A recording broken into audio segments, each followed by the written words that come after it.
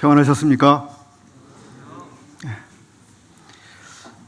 우리 학생들 찬송에 감사합니다. 낮은 곳으로, 제목이 이렇게 되어 있었죠. 낮은 곳으로. 주님이 그러셨듯이 우리도 낮은 곳으로. 낮은 곳은 사실 사람들에게 별로 인기가 있지는 않은 것 같습니다. 사람들이 낮은 곳을 싫어하죠, 본능적으로. 그런데 낮은 곳으로 가는 길은 좋은 길입니다. 그렇죠? 낮은 곳으로 가는 길은 또 안전합니다. 낮은 곳으로 가는 길은 주님의 복을 받는 길이죠. 은혜는 하늘로부터 땅으로 내려오셨습니다. 그리고 그 은혜는 멈춰 있는 것이 아니라 더 낮은 곳을 향해서 흘러가는 특징을 가지고 있죠. 그래서 우리가 은혜를 기다린다면 어디에 있어야 할까요? 낮은 곳에 가 있어야 그 은혜를 우리가 받을 수 있겠죠. 우리를 더 낮은 곳으로 보내신다면 어떻게 하시겠습니까? 싫어요. 낮은 곳은 싫어요. 이렇게 하시겠습니까? 네, 제가 그 낮은 곳에 가 있겠습니다. 우리 학생들이 주님의 은혜를 가지고 이제 필리핀에 곧 갈 것입니다.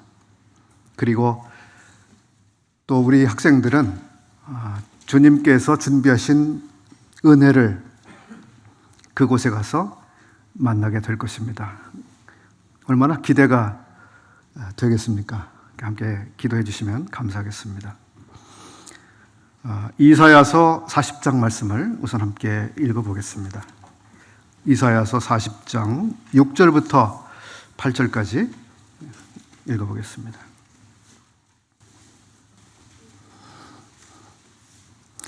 이사야서 40장 6절. 말하는 자의 소리야, 이르되 외치라. 대답하되 내가 무엇이라 외치리까 하니, 이르되 모든 육체는 풀이요 그의 모든 아름다움은 들의 꽃과 같으니, 풀은 마르고 꽃이 시들면 여호와의 기운이 그 위에 불미라. 이 백성은 실로 풀이로다. 풀은 마르고 꽃은 시드나 우리 하나님의 말씀은 영원히 서리라 하라. 사회자께서 말씀해 주신 것처럼 오늘 김은모 형제님께서 말씀을 전해 주실 차례인데 대신 제가 올라오게 됐습니다. 지금 우리는 2024년의 마지막 주일을 함께 보내고 있습니다. 아주 특별한 날이죠. 그렇지 않습니까? 지난 해를 돌아보시면 어떠셨습니까? 어떤 찬송이 표현하고 있는 것처럼 모든 것이 은혜, 이렇지 않습니까?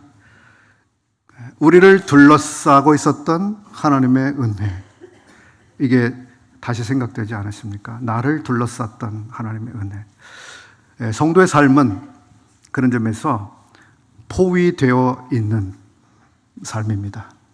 은혜가 우리를 포위하고 있습니다. 포위라고 하는 것이 때때로 어감이 좋지 않을 수도 있습니다만, 포위는 반대 입장에서 보자면 안전한 보호가 되는 것이죠.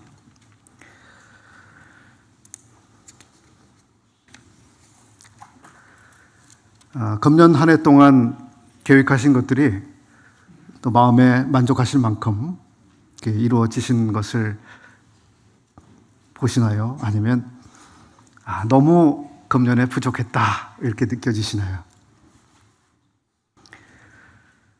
한 해를 마감하는 이제 며칠 동안 보람으로 여겨지시는 일들도 있으실 것이고 아쉬움으로 남는 일들도 있으실 텐데, 어떻게 우리 마음에 한 해를 정리해 볼 수 있을까, 이런 생각을 해봅니다. 하나님 앞에서 하나님, 올해는 실패했습니다. 이런 생각이 드시는지요? 만약에 그런 분들이 계시다면 오늘 함께 나누는 말씀이 마음의 위로가 됐으면 좋겠습니다. 우리가 한 해를 돌아보면서 참 나는 부족했다, 너무 못했다, 잘못한 게 너무 많다, 그리고 실패한 것 같다, 이런 마음이 드시는 이런 분들이라면 그 다음과 같은 점들을 우리가 함께 생각을 해보면 좋을 것 같습니다. 먼저 다윗 이야기를 한번 해보겠습니다. 다윗의 삶에서 간절히 이루어지기를 소망했던 그 일이 있었습니다. 그는 그 일에 대한 간절함 때문에 먹는 것, 마시는 것을 멈추었습니다. 그리고 하나님께 매달렸습니다. 이루어 주십시오. 아마 우리 성도님들께서도 이렇게 간절하고 절실하게 기도하셨던 것이 있으셨을 것 같습니다. 그래서 잠을 이루지 못하는 날들, 정말 노심초사했던 시간들이 있으셨을 것입니다. 다윗은 자기 아들이 살아나기를, 하나님이 그 아이를 살려주시기를 간절히 기도했었습니다. 그 아기가 누군지 아시죠? 밧세바가 낳아준 아들이었습니다. 다윗은 할 수 있는 모든 마음으로 하나님께 매달렸습니다. 며칠이나 그랬을까요? 하나님은 그 아기를 데려가셨습니다. 너무 아쉽고 슬픈 사실이었지만 다윗이 할 수 있는 일이 무엇이었을까요?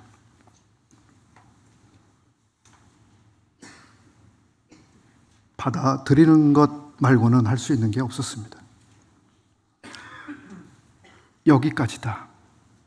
여기까지다. 나는 지금까지 기도하고 매달리고 하나님의 긍휼을 구했지만 아이를 데려가셨으니까 이제 여기까지다.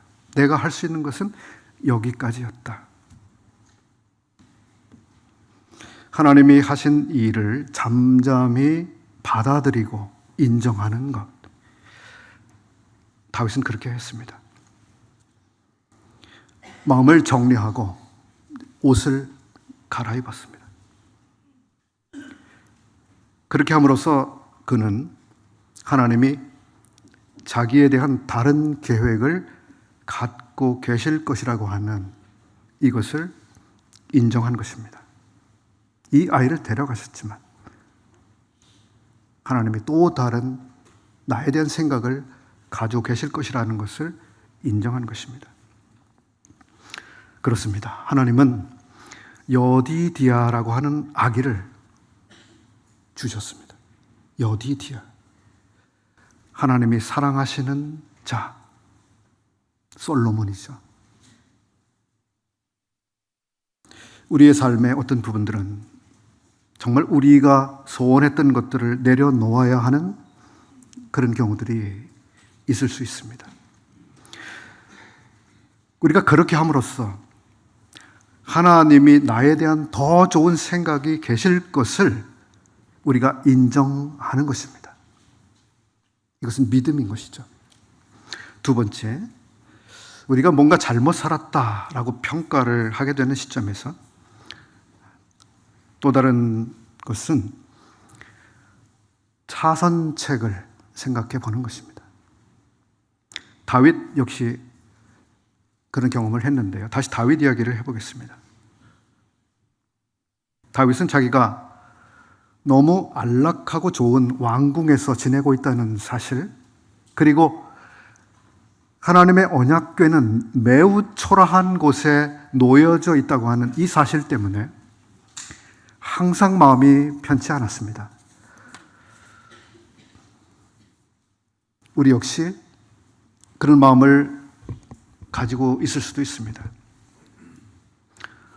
우리가 원하는 만큼 하나님의 이름이 영광스럽게 되고 높여지지 않는 것처럼, 하나님의 이름이 왠지 모독을 받는 것처럼 그렇게 보이는 상황들, 그리고 우리들 가운데 하나님의 일이 왜 이렇게 진전되고 있지 않고 그저 멈춰 있는 것처럼 이 답답한, 왜 이렇게 느껴지는 그런 일들이 우리에게 있을 수 있습니다. 다윗은 하나님의 집을 건축해 드리기를 소망했습니다. 그러나 하나님은 그의 소원을 거절하셨습니다. 거절이 얼마나 불편하고 좋지 않은 말입니까? 거절. 내가 너의 마음만 받는다. 마음만 받는다. 이 말이 어떤 어감을 가지고 있는지 우리가 다 이해합니다. 너는 아니야. 나에게 다른 생각이 있어.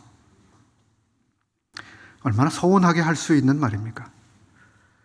하나님이 다윗의 마음에 가지고 있던 그 계획을 그만두게 하셨을 때 다윗이 그것을 어떻게 받아들이고 또 어떻게 했는가 하는 것을 우리에게 참고가 될 것입니다.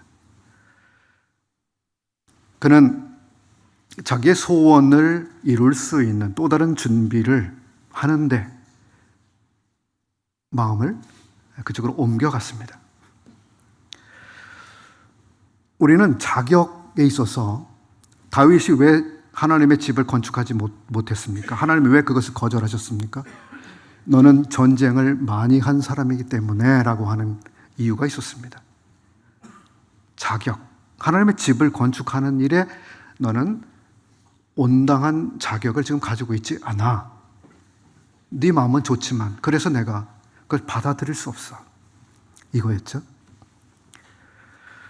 우리 역시도 그럴 수 있습니다. 하나님의 어떤 일에 우리가 부적합할 수 있습니다. 이 일에 너는 아니야. 그러면 다윗이 성전 건축에 대한 좋은 소원을 가지고 있었는데 하나님이 이것을 거절하셨습니다. 자, 이것이 하나님이 다윗을 싫어했다는 이야기입니까?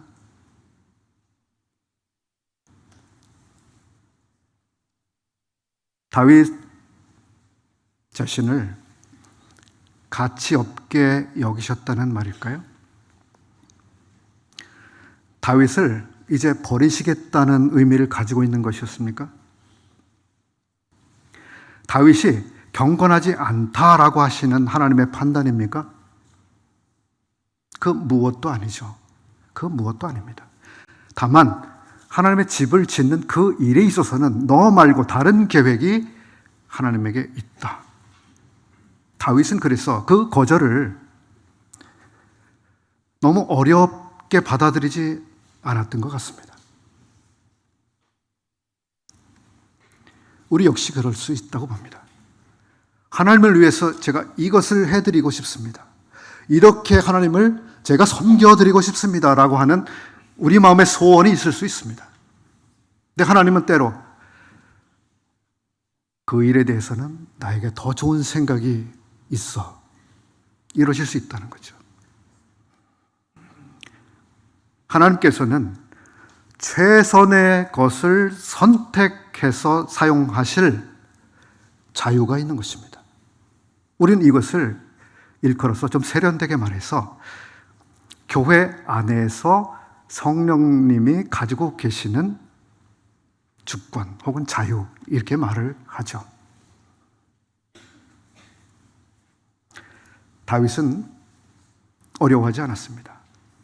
그는 차선으로 자기가 할 수 있는 것이 무엇인지 그의 마음을 썼습니다. 그래서 건축에 필요한 물자들을 확보하는 것을 했습니다. 그리고 또 한 가지 하는 일이 있죠. 솔로몬을 격려하는 일을 그가 했습니다. 솔로몬아, 내가 하나님의 집을 짓는 그 일을 하여라. 내가 그것을 할 사람이다. 그 격려를 했던 것입니다. 이처럼 우리도 하나님의 목표에 있어서 차선의 봉사가 될 수 있는 것이 무엇인가를 찾아봄으로써 또 다른 위로를 경험할 수 있지 않을까 하는 생각을 해봅니다. 세 번째로 한 해를 보내면서 우리는 하나님의 뜻대로 사는 것이 가장 성공적인 인생이다. 그렇게 우리가 믿고 신앙생활을 합니다. 내 마음, 내 계획이 아니라 하나님이 나에게 요구하시는 것, 우린 그것을 추구하면서 살아갑니다.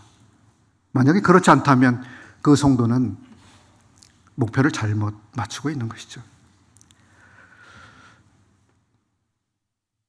하나님의 뜻을 우리는 크게 두 가지로 대별해서 이해합니다. 하나는 하나님의 허용적인 뜻이라는 것이 있습니다.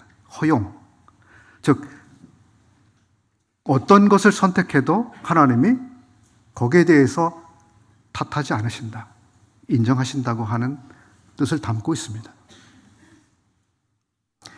여러분, 우리들 가운데 어떤 사람은 교사가 될 수도 있고, 나는 교사보다 의사가 될래. 그럴 수 있죠. 나는 그것도 아니고 난 변호사가 될래. 그럴 수도 있습니다. 그 어떤 선택도 문제가 되지는 않죠. 우리는 노원구에 살 수도 있고 도봉구에 살 수도 있습니다. 어느 지역을 산다고 해서 우리가 하나님 앞에 죄인이 되는 건 아니잖아요. 선택의 자유가 있습니다. 허용된 것. 우리 자녀들이 피자를 먹어도 되고 파스타를 먹어도 문제가 되지 않죠. 사람들이 욕심이 많다 보니까 짜장과 짬뽕 사이에서 고민하다가 짬짜면을 생각해냈습니다. 그것도 좋습니다. 그리스도인들에게 윤리와 도덕 그리고 하나님의 영광에 비난받을 만한 그런 것이 아니라면 그 결정이나 선택, 이것은 하나님이 우리에게 자유로 주신 그러한 영역들, 이 하나님의 허용적인 하나님의 뜻이라고 이야기합니다. 그렇지만 우리 삶에는 모든 것이 허용적인 뜻 안에 있는 것이 아닙니다. 어떤 하나님의 뜻은 분명히 그것을 그렇게 해야만 하는 그런 하나님의 뜻들도 있습니다. 이것을 우리가 하나님의 주권적인 뜻이라고 이야기합니다. 예를 하나 들어보겠습니다. 빌립 집사가 복음을 전하고 있었습니다. 사마리아라고 하는 아주 넓은 지역이죠. 그가 복음을 아주 성공적으로 전하고 있었습니다. 사람들이 주님께 돌아오고 거기 복음의 역사가 일어나는데 어느 날 성령님께서 그에게 빌립아, 너 지금 거기를 떠나서 팔레스타인 광야 쪽으로 내려가라. 그리고 거기 가서 에디오피아 내시를 만나라. 그리고 그에게 복음을 전하라고 하신 것이죠. 빌립은 하루아침에 짐을 싸야 했습니다. 거기서 머뭇거리고 혹은 제가 다음 주에 갈게요. 이건 안 될 말입니다.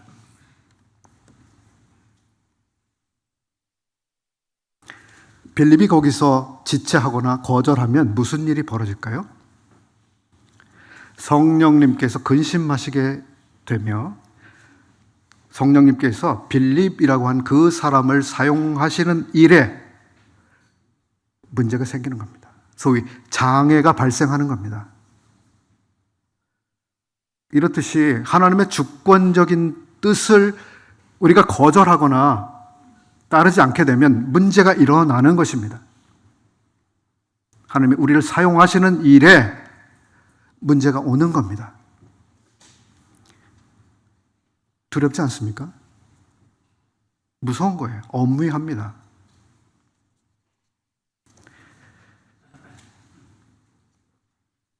그런데 우리는 그 좁은 영역 말고 넓은 영역, 즉 허용적인 뜻에 대해서 지금 이야기를 하고 있습니다. 빌립이 구체적인 지시를 받기 전에 그는 아주 넓은 지역, 사마리아 지역에서 복음을 전하고 있었습니다. 이거 말하자면 허용적인 뜻이라고 할까요? 사마리아의 어떤 지역에서 누구에게 복음을 전하든 그 다 하나님께서 허락하시는 그 뜻 안에 있었던 거죠. 우리 역시 그럴 수 있다고 봅니다. 하나님이 기뻐하실 영역들이 많이 있습니다.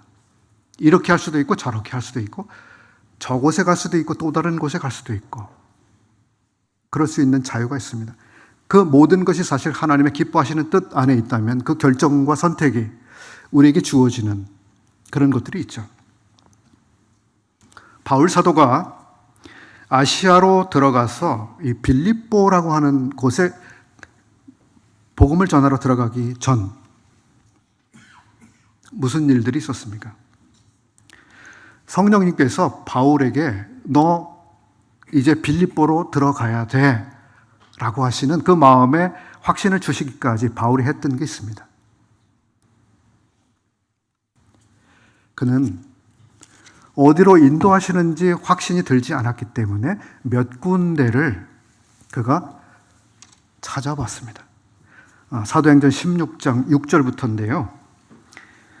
이 구절은 제가 공동 번역이라고 하는 이 번역본으로 제가 읽어드려 보겠습니다. 사도행전 16장 6, 7, 8절입니다. 그들은 성령께서 아시아에서 복음을 전하지 못하게 하심으로 프리기아와 갈라디아 지방을 두루 다니다가 미시아에 이르러 비티니아 지방으로 들어가려고 하였으나 예수의 성령이 그것을 허락지 않으셨다. 그래서 미시아를 그냥 지나쳐서 트로아스로 내려갔다. 여기 여러 지역 이름들이 나오고 바울이 여러 번 시도했던 걸음들, 방향, 지역들이 언급되고 있습니다. 하나님의 구체적이고 명확한 뜻을 우리에게 말씀하시기 전 우리가 선택할 수 있는 영역들, 막 그런 것처럼 보입니다. 우리가 한 해를 마감하고 또 다른 해를 맞이하는 시점에서 적용해 볼 만한 지혜가 아닌가 생각이 됩니다. 주님께서 나에게 너는 이것을 하라라고 하신 것이 분명하지 않다면 하나님이 기뻐하실 만한 뜻을 우리가 선택해서 섬길 수 있는 기회가 우리에게 있다고 하는 것입니다. 또 하나 우리가 생각해 볼 수 있는 선택지가 있습니다. 그것은 좀 더 기다려 보는 또 하나의 방법입니다. 지금까지 주님의 뜻이 이루어지기를 기다려 왔지만 아직 이루어지지 않았다면 어떻게 갈 것인가? 내년에도 더 기다려 보는 것입니다. 우리는 아브라함에게서 그 사례를 생각해 볼 수 있을 것 같습니다. 아브라함에게 후사, 즉 자녀죠. 자녀를 주실 것이라는 약속이 있었습니다. 그런데 그 약속이 이루어지지 않았습니다. 1년이 지났습니다. 2년이 지났습니다. 3년이 그냥 지났습니다. 아니, 5년도 지났습니다. 아브라함과 그의 아내가 무슨 생각을 했을까요? 하나님 참 실없으시네. 이랬을까요? 아마 그랬는지도 몰라요. 10년의 시간. 이렇게 시간이 가면서 아브라함의 아내가 인간적인 지혜를 제안합니다. 하갈이라고 하는 잘못된 대안을 제시했던 겁니다.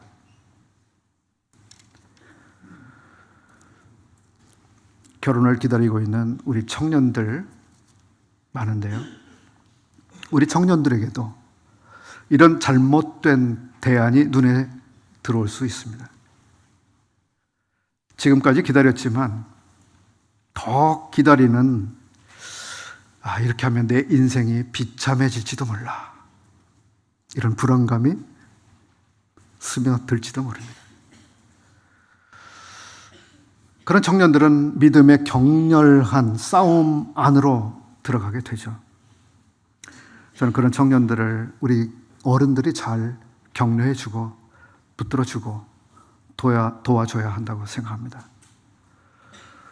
우리는 신앙이라고 하는 것이 달리기라고 표현되고 있는 것을 알고 있습니다. 믿음의 경주라고 말합니다. 달리기. 그런데 그 달리기는 어떻습니까? 인내의 경주라고 하는, 믿음의 경주이면서 인내의 경주라고 하는 것을 알고 있습니다. 달리기라고 하는 이 스포츠는 다른 것도 그럴지 모르지만 인내라고 하는 것을 극명하게 보여주는 스포츠 종목이다 하는 겁니다. 제가 금년도에 걷고 뛰는 걸 많이 연습을 좀 해봤습니다. 그래서 제가 10km를 쉬지 않고 달려본 그 경험을 올해 했는데요. 중간에 심장 멈추면 어떡하지? 병원에 실려가는 거 아니야? 아주 그냥 그 호흡이 힘들고 가슴이 막 아픈 그런 시간이 오는 거예요. 그럼 제가 거기서 멈출 수도 있죠. 근데 조금 더 달려보자. 달렸습니다. 신앙의 경주, 믿음의 경주. 그래서 금년까지 이것을 주님이 이루어 주시기를 제가 소망했고, 그리고 하나님이 그럴 것이라고 확신을 하고 있었는데 크게 진전되지 않은 그런 일들이 있다면 인내, 이건 무엇입니까? 내년에도 똑같이 그것을 붙들고 가는 것입니다. 이게 인내 아니겠습니까? 소망을 버리지 마십시오. 소망을 붙드십시오. 이제 앞으로 우리가 맞이하는 새해 이 가운데 뭔가를 우리가 계획을 하시게 될 겁니다. 계획.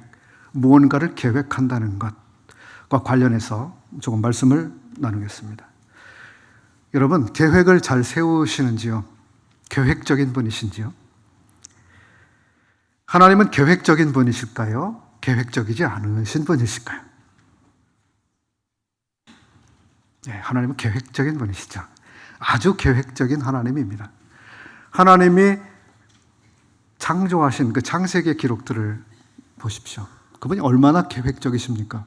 무엇을 먼저 창조하셔야 되는지 그분은 아주 주밀하게 생각을 하고 계셨습니다. 그리고 먼저 이러이러한 창조들이 이루어진 다음에 그 다음에 어떤 것이 창조되어야 이 창조물들 사이에 조화가 이루어지고 질서가 형성되는지 그분은 내다보셨습니다.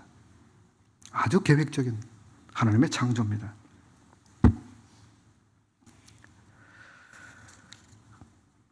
그렇다면 하나님은 우리가 계획적이지 않고 즉흥적인 그런 식으로 삶을 살아가면 하나님은 좋아하실까요? 싫어하실까요? 예. 좋아하시겠지만 싫어하시지도 않을 겁니다. 우리 잠언 27장 1절 읽어보겠습니다. 잠언 27장 1절. 잘 아시는 말씀입니다. 너는 내일 일을 자랑하지 말라. 하루 동안에 무슨 일이 일어날지 내가 알 수 없음이니라. 여기 내일 일에 대해서 말씀하고 있습니다. 또 우리 한참 뒤로 오시면 야고보서 4장 14절 말씀, 거기도 한번 읽어보겠습니다. 야고보서 4장 14절. 내일 일을 너희가 알지 못하는도다. 너희 생명이 무엇이냐? 너희는 잠깐 보이다가 없어지는 안개니라. 이 구절들을 우리가 생각을 해보면 우리 인생이라고 하는 존재가 뭔가를 장담하고 이뤄낼 수 있는 존재가 아니다. 이렇게 말씀하고 있습니다.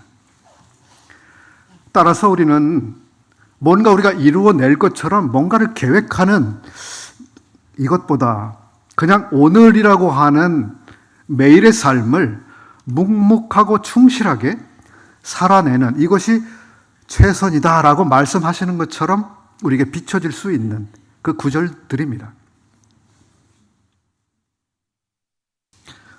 이와 반대로 성경에서 우리는 아주 계획적인 하나님, 그리고 계획적인 사람들의 그 계획적인 삶에 대해서 보여주시는 것들도 참 많이 발견할 수 있습니다. 출애굽기 36장 4절부터 6절을 보겠습니다. 출애굽기 36장 4절부터 6절.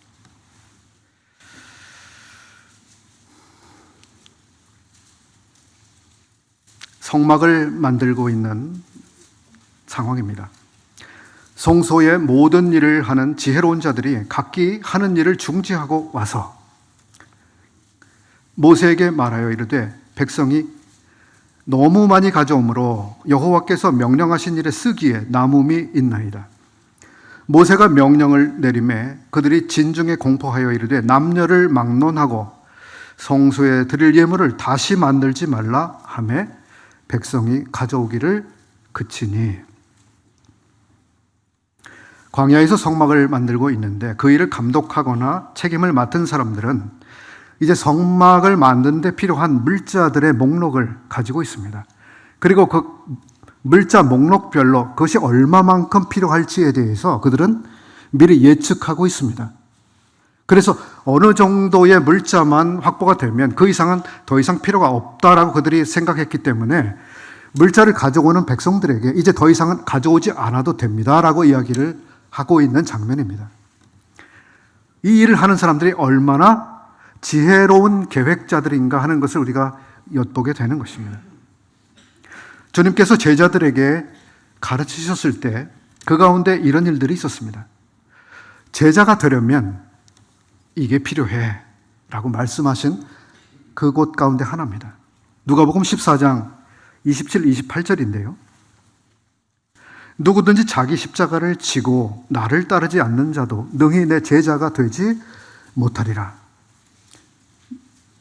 너희 중에 누가 망대를 세우고자 할진대 자기의 가진 것이 준공하지까기에 족할는지 먼저 앉아 그 비용을 계산하지 아니하겠느냐.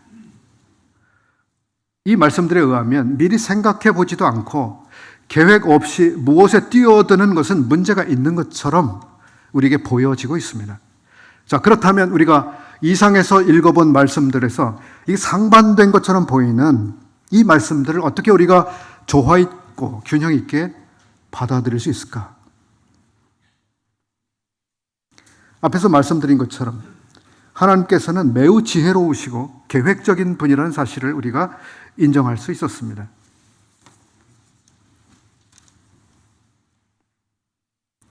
하나님의 형상을 따라 창조된 사람 역시 계획적인 존재들입니다. 그 사람들은 뭔가를 미리 생각해 보기를 좋아합니다.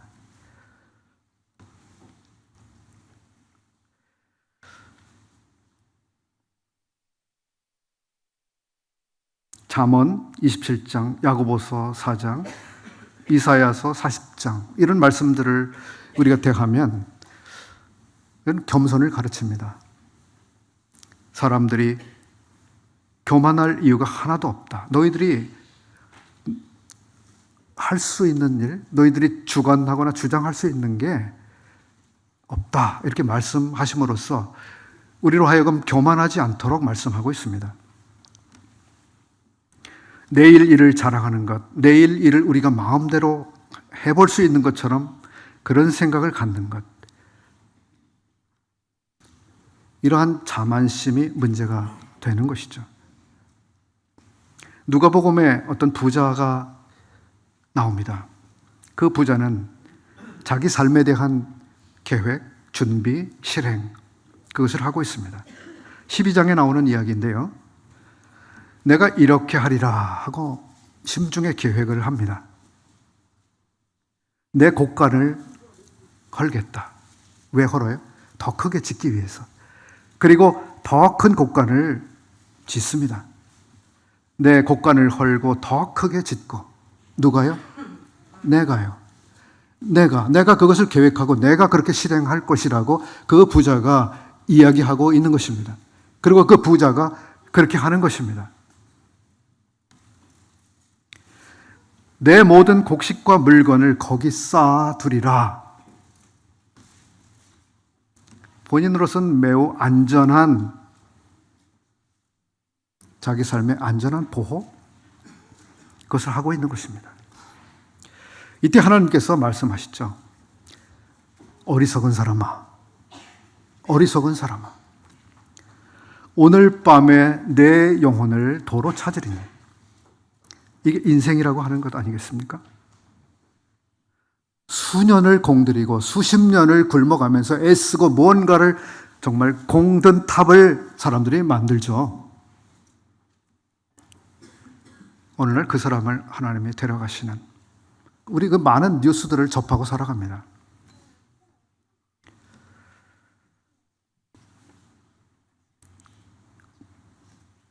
우리는 그렇다면 우리 삶에서 계획이라고 하는 것을 세우게 될 때 어떤 점들을 주의하면 좋을까? 몇 가지 원리를 생각해 보겠습니다. 앞에서 우리는 야고보서 말씀을 읽었습니다. 그 뒷구절을 조금 더 읽어보겠습니다. 야고보서 4장 13절 앞구절이군요.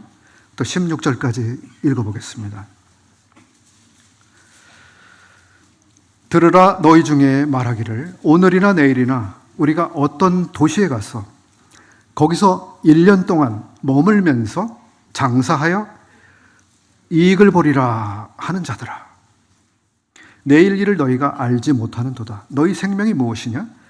너희는 잠깐 보이다가 없어지는 안개니라. 너희가 도리어 말하기를 주의 뜻이면, 주의 뜻이면 우리가 살기도 하고 이것이나 저것을 하리라 이렇게 말해야 할 것이거늘 이제도 너희가 허탄한 자랑을 하니 그러한 자랑은 다 악한 것이라. 악하다고 말씀하십니다. 주의 뜻이면 이라고 하는 그 생각이 없는 그 모든 계획들에 대해서 악하다라고 평가하고 계신 겁니다. 이 본문에서 가르치고 있는 것은 계획을 세우느냐 세우지 않느냐 그것이 문제가 아닙니다. 계획 세우는 거 좋아요. 계획적이어야죠. 여기 나타나고 있는 이 사람은 아주 계획적입니다. 그 사람은 언제 장사할 건지 사업할 건지에 대한 생각을 가지고 있습니다. 아, 내가 내년 3월부터 해야 되겠네? 아니, 내후년 5월부터 해야 되겠네? 그리고 얼마 동안 장사할 건지도 그가 생각하고 있습니다. 아, 이 사업은 앞으로 5년 동안 빛을 보겠지만 그 뒤에는 사라질 거야. 그러니까 5년 동안 뭔가를 좀 뽑아야 돼. 뭐 지혜로운 생각을 한 것 같습니다. 그리고 어디서 그 사업을 해야 될지도 그가 생각을 하고 있습니다. 아, 이건 베트남에서 해야 될 것 같아. 아니야, 베트남보다 말레이시아가 더 좋아. 아니야, 그거보다 중국이 낫지.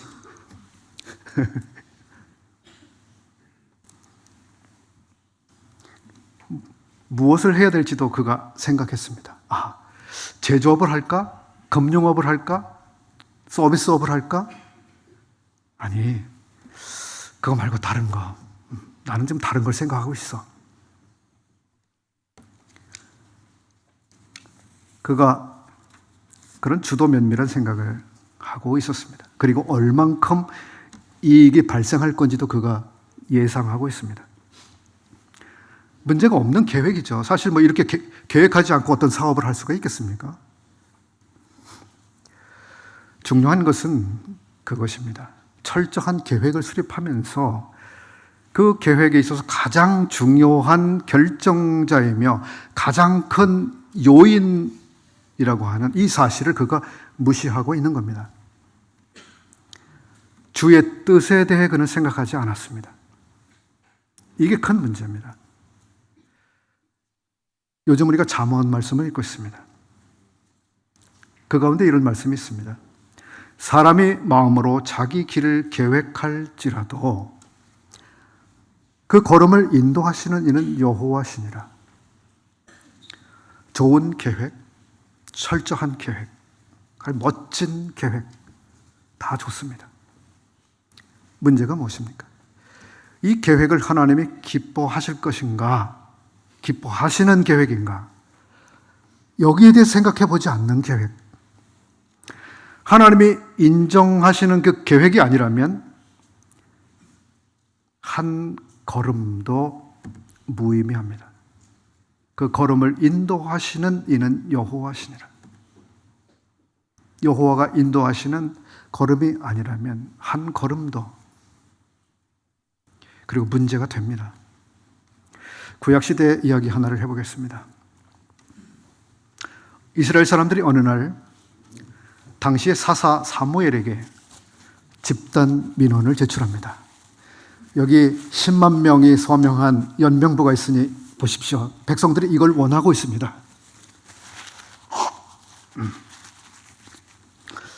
오늘날로 말하면 광화문 광장에 모여서 집회를 하는 것과 같습니다.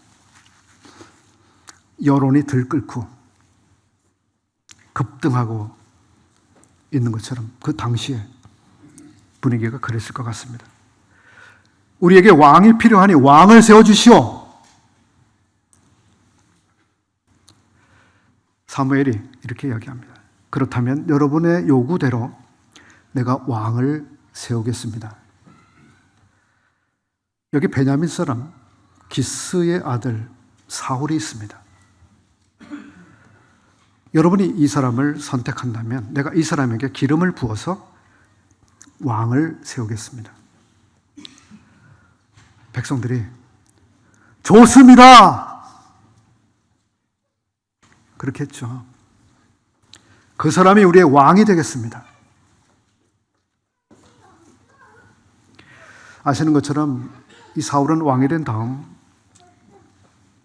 이런 사람이라고 하는 것이 드러났습니다. 믿음의 비밀을 배우고 확신한 일, 이런 부분에 있어서 매우 초보적인 아이에 불과했습니다. 그는 환경을 보고 겁을 먹고 사람의 눈치를 보고 자기를 뽐내는 유아적인 어린아이 같은 믿음의 사람이었습니다. 그는 자기 실수를 용기 있게 인정할 줄도 몰랐습니다. 그리고 쉽게 말을 뒤집는 사람이었습니다. 겉으로 보기에 위세가 있어 보였지만 아기와 같았습니다. 자기를 통제하는, 자기를 다스리는 훈련이 되어 있지 않았습니다. 이게 우리 삶에서 얼마나 중요한지 아시죠? 자기를 컨트롤하는 것. 결국 이 왕은 하나님에 의해서 포기되고 버려졌습니다. 버려졌습니다. 버려졌습니다. 얼마나 슬픈 사실입니까? 버려졌다. 그 뒤에 세워진 왕, 이 왕은 백성들이 선택하는 것이 아니라 이번에는 하나님이 선택하셨습니다. 그는 다윗입니다. 그는 마른 땅에서 나온 줄기와 같은 그런 존재였습니다. 어디 시골 변방 양을 치는 목동 소년. 그는 왕의 가문에서 태어나지 않았습니다.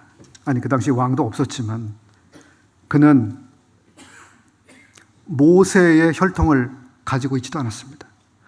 여호수아의 후손도 아니었습니다. 레위 지파도 아니었습니다. 유력하지 않은, 유명하지 않은 마른 땅에서 나온 줄기처럼.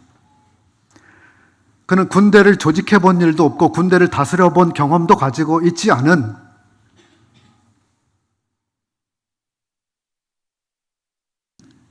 그런 존재였습니다.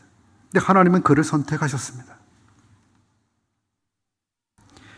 그는 비록 들판에서 양을 치고 있었지만 믿음의 비밀을 배운 사람이었습니다. 믿음이 얼마나 놀라운 일을 해낼 수 있는지 그는 배웠던 사람입니다. 이 역시 우리 시대에 필요한 사람들이죠. 그는 양을 치면서 하나님의 창조 세계를, 하나님이 창조하신 이 세계를 어떻게 다스리고 계신지 배운 사람입니다.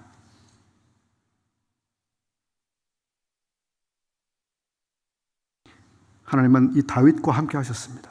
그리고 결코 그를 왕의 지위에서 버리지 않으셨습니다. 버리지 않으셨습니다.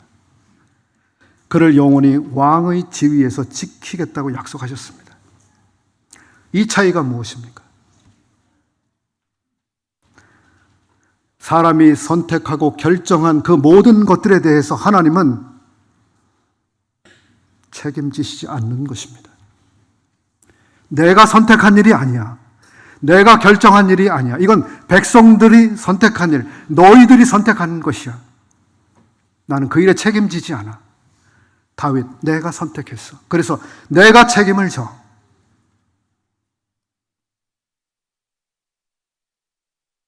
우리가 무언가를 생각하고 계획하고 결정하는 일에 있어서 하나님의 그 중심에서 계셔야 되는 이유가 여기에 있습니다. 이건 내가 생각했어. 내가 결정했어.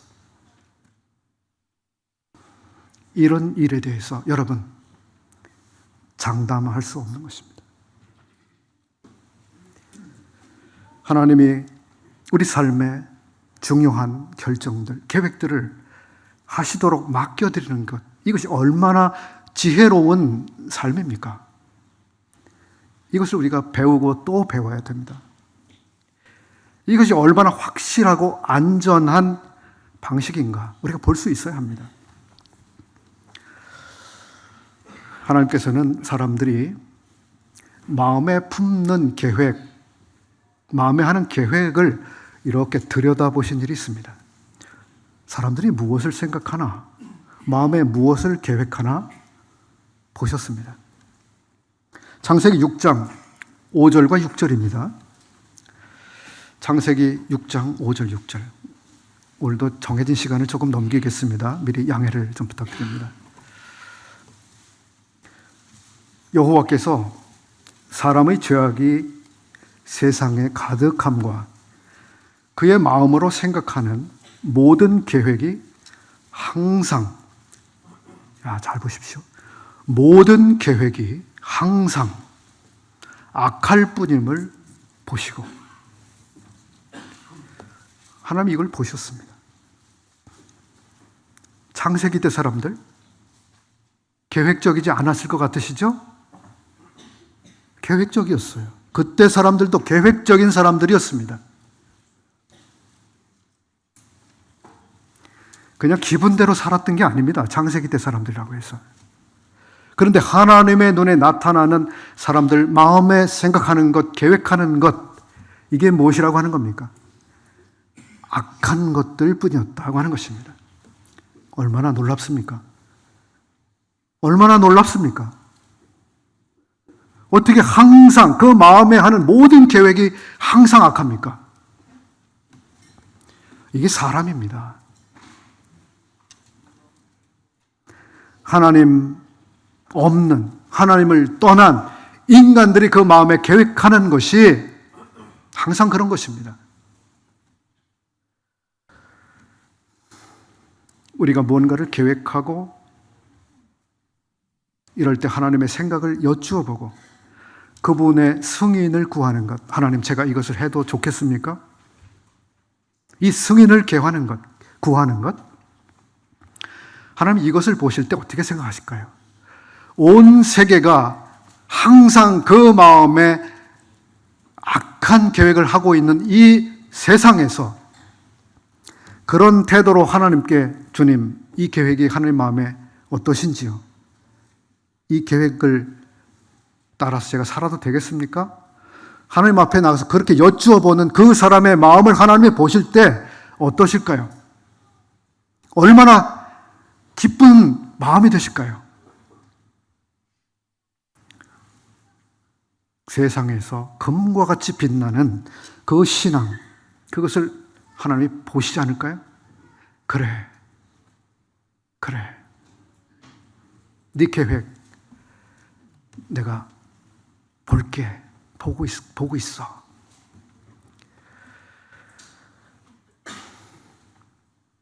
우리가 뭔가를 계획하게 된다면 다음 사실도 참고할 가치가 있을 것 같습니다. 이사야서 32장 7절과 8절입니다. 이사야서 32장 7절 8절. 악한 자는 그 그릇이 악하여 악한 계획을 세워 거짓말로 가련한 자를 멸하며 가난한 자가 말을 바르게 할지라도 그리함이거니와. 존귀한 자는 존귀한 일을 계획하노니 그는 항상 존귀한 일에 서리라. 여기 두 종류의 사람이 있습니다. 그리고 두 종류의 계획이 있습니다. 악한 사람에게도 계획이 있고 존귀한 사람에게도 계획이 있습니다. 악한 사람의 악한 계획은 무엇입니까? 거짓으로 점철되고 있습니다. 보호의 울타리가 없는 가련한 사람들을 멸망시키는, 이게 그들의 계획입니다. 존귀한 사람은 존귀한 일을 계획합니다. 칭찬이 될 만한 존경스러운 것을, 그리고 정의로운 것을 그는 계획합니다. 그는 그 편에 섭니다. 우리가 새해를 맞이하면서 무언가를 계획한다면 이런 계획을 해야 되지 않겠습니까? 존경스러운, 존귀한 이런 계획, 무엇이 칭찬받을 만한 이런 계획일까?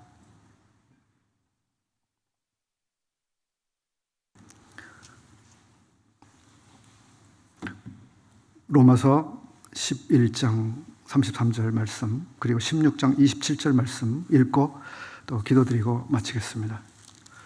로마서 11장 33절.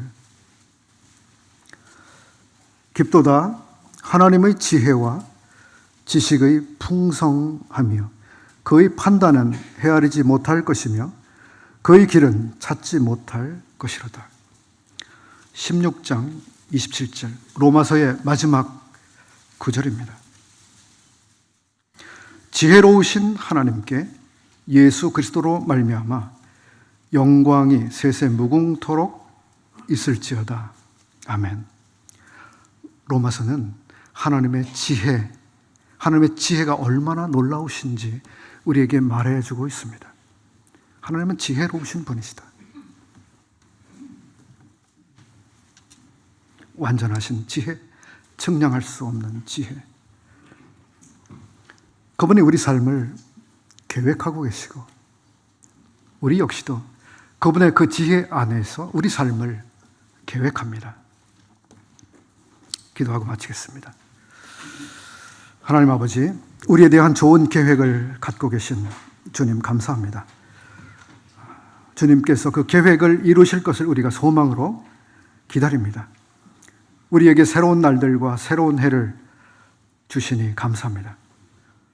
우리에게 지혜로운 마음을 주셔서 흘러 떠내려가는 이 시간 가운데 하나님의 영광을 위한 시간, 이 시간들을 건져 올려내는 참으로 하나님이 기뻐하실 계획으로 우리의 날들을 채워갈 수 있도록 도와주시옵소서. 헛된 영광으로 분주하지 않게 하시고 풀의 꽃처럼 지나가는 인생의 영광을 추구하지 않게 하소서. 앞으로 우리 앞에 있는 365일, 이 날들은 주님의 것들입니다. 이것을 우리에게 주셨습니다.